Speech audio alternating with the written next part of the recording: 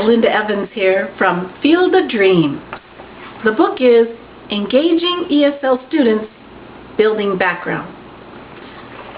Today's teachers have an awesome responsibility.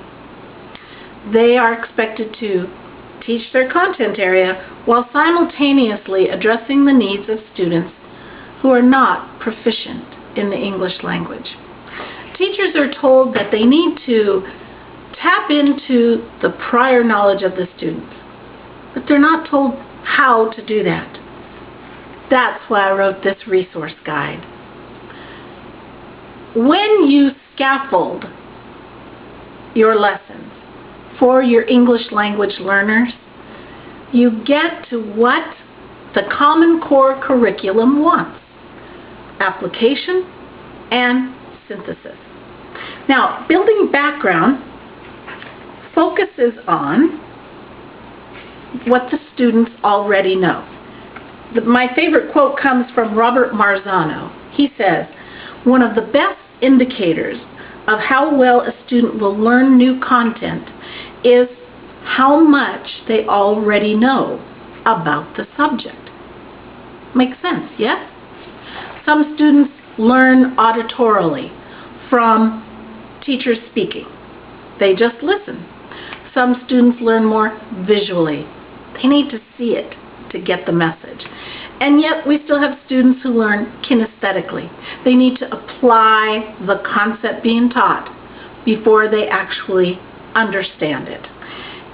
The best thing you can do with ELL students is to make things physical and visual as much as possible.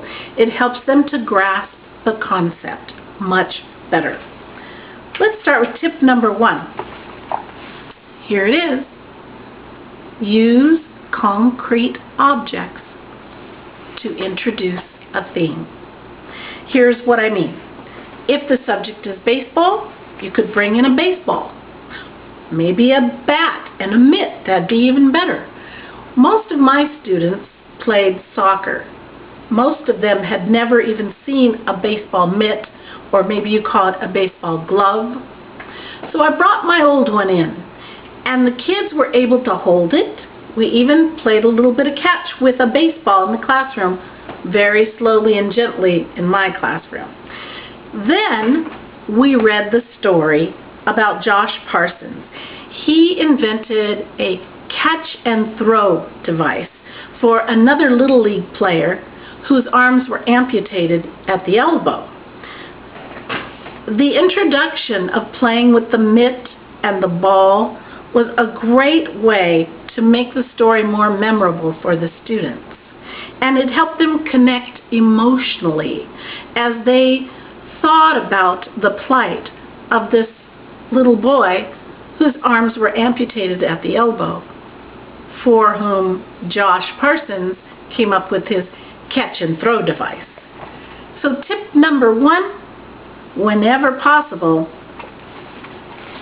use concrete objects to introduce a theme.